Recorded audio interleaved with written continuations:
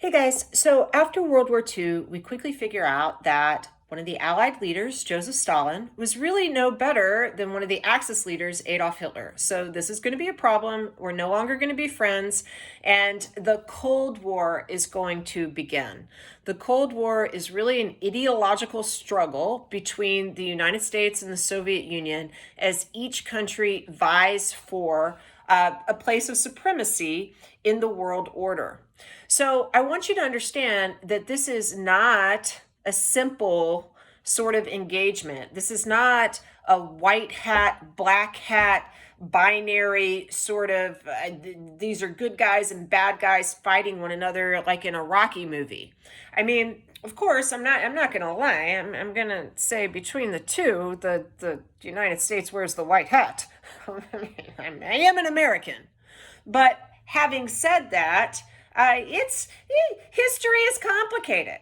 So Cold War historiography is complicated. And there are three major schools of thought in Cold War historiography that I thought I would introduce you to. The first school is the Orthodox school, and this is really a collection of ideas coming out of historians right after World War II, that they're looking kind of at this thing that's happening, and they essentially say all of this is Joseph Stalin's fault.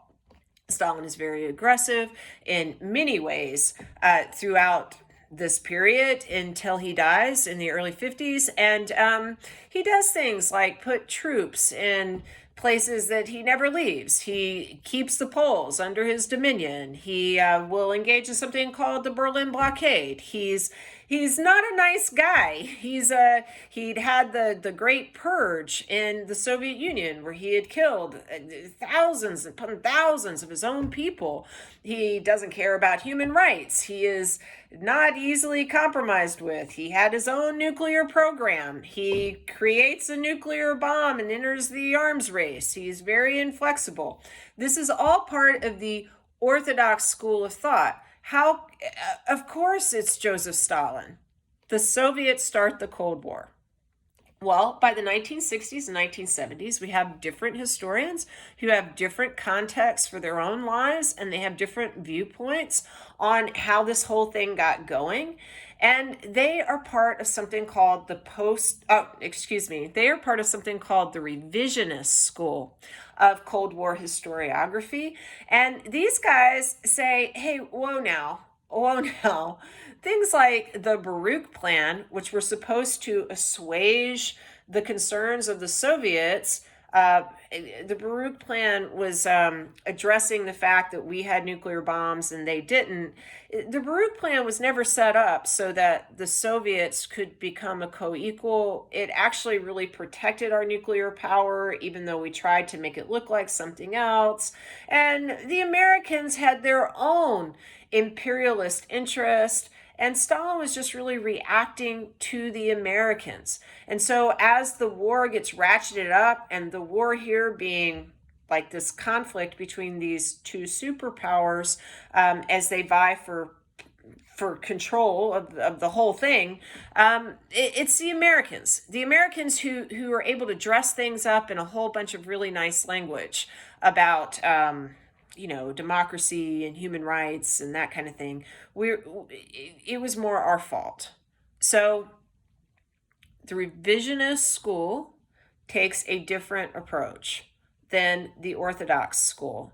And really, these historians are just arguing with one another about why did the Cold War start, who were the big players, what actions led to what, because history is an interpretive discipline.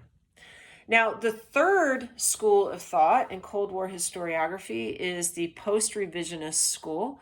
One of the lead historians in that particular school of thought is named John Lewis Gaddis. He actually graduated from the University of Texas in Austin, even though he works at Yale.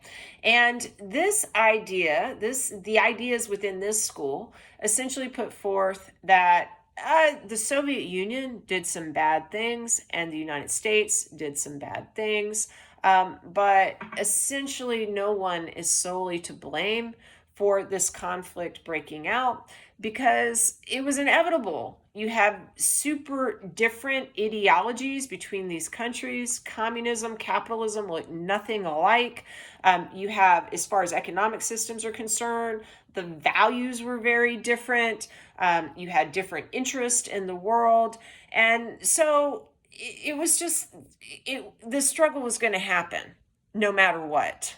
Okay? So the Orthodox school, it's Stalin's fault. The revisionist school, it's the Truman's fault, the Americans. The post-revisionist school, it's a little bit from column A, a little bit from column B. So that one's probably correct.